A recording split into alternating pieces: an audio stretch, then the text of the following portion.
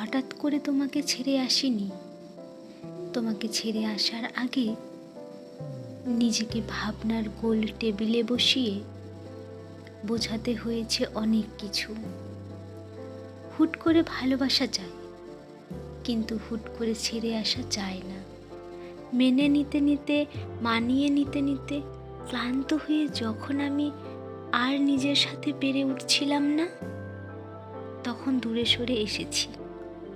অভিযোগ করা বন্ধ করেছি, অভিমান করা বন্ধ করেছি, চোখের জল ফেলা বন্ধ করেছি, বন্ধ করেছি মন খারাপ করা।